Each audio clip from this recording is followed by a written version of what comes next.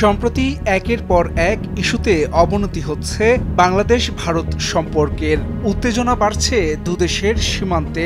উচ্চ সতর্কতায় রয়েছে দেশ দুটির সীমান্ত রক্ষাকারী বাহিনী বিজিবি ও বিএসএফ। এমন পরিস্থিতির মধ্যেই সামাজিক যোগাযোগ মাধ্যমে ছড়িয়ে পড়েছে একটি ভিডিও, যেখানে দেখা যায় একটি ট্রেন ভারতীয় সেনাবাহিনীর ট্যাঙ্কার বহন করছে। ভিডিওটিতে দাবি করা হয় অতিরিক্ত ভারতীয় সেনা মোতায়েন করা হচ্ছে বাংলাদেশ সীমান্তে। এদিকে রিউমার স্ক্যানার টিমের অনুসন্ধানে দেখা যায় বাংলাদেশ সীমান্তে ভারী সামরিক সরঞ্জাম সহ ভারতীয় সেনাবাহিনী মোতায়েনের দাবিটি সঠিক নয়, বরং ভারতের উত্তরপ্রদেশের মুজাফরনগরে ধারণ করা ভিন্ন ঘটনার পুরনো ভিডিওকে আলোচিত করার দাবিতে প্রচার করা হয়েছে।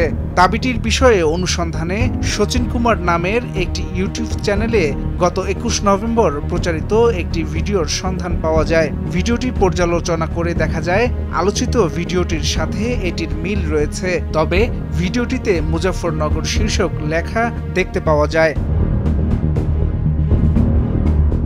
ভিডিওটিতে ট্রেনটির যাত্রাপথ বিশ্লেষণ করলে দেখা যায় ট্রেনটি ডান দিক থেকে বাঁ দিকে যাচ্ছে। উক্ত অঞ্চলের মানচিত্র পর্যালোচনা করে দেখা যায় এই হিসেবে ট্রেনটি মধ্য ভারত থেকে উত্তর দিকে যাচ্ছে এবং যার পরবর্তী সম্ভাব্য বিরতি উত্তরপ্রদেশের আরেকটি জেলা সাহারানপুর, যেটি উত্তরখণ্ড ও হরিয়ানার মাঝামাঝি অবস্থিত। এছাড়াও ভারতের মানচিত্র পর্যালোচনা করে দেখা যায় দেশটির উত্তর দিকে বাংলাদেশের সাথে সীমান্ত নেই, বরং চীন এবং পাকিস্তানের সীমান্ত রয়েছে। এর আগে গত ৩০ নভেম্বর আয়রন ক্ল্যাড নামে একটি এক্স অ্যাকাউন্টে ট্যাঙ্কের বহরের একটি ছবি প্রকাশ করে দাবি করা হয় বিপুল সংখ্যক বাংলাদেশি ট্যাঙ্ক ভারতীয় সীমান্তর দিকে যেতে দেখা গেছে। একই দিন PSYWAR ব্যুরো নামে একটি এক্স অ্যাকাউন্টে দাবি করা হয় পাকিস্তান থেকে হাজার হাজার আর্টিলারি শেল এবং গোলাবারুদ সংগ্রহ করে ভারতীয় সীমান্তের কাছে ট্যাঙ্ক ও সাঁজোয়া যান মোতায়েন করছে বাংলাদেশ সেনাবাহিনী। আরও বেশ কিছু সোশ্যাল মিডিয়া অ্যাকাউন্ট থেকে একই দাবি করা হয়েছে, তবে এই দাবিগুলো সঠিক নয় বলে নিশ্চিত করেছে তথ্য যাচাইকারী প্রতিষ্ঠান ফ্যাক্ট ওয়াচ।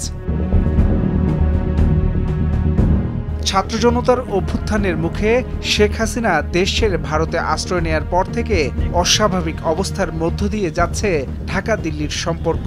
সবশেষ সম্প্রতি ইসকনের বহিষ্কৃত নেতা চিন্ময় কৃষ্ণ দাস গ্রেপ্তারের জেরে বাংলাদেশকে নিয়ে অতিরঞ্জিত খবরে সয়লাভ হয় ভারতীয় মিডিয়াগুলো। এতে আরও তিক্ত হয়েছে প্রতিবেশী দুদেশের সম্পর্ক। হাসান শাব্বির, ভোরের কাগজ।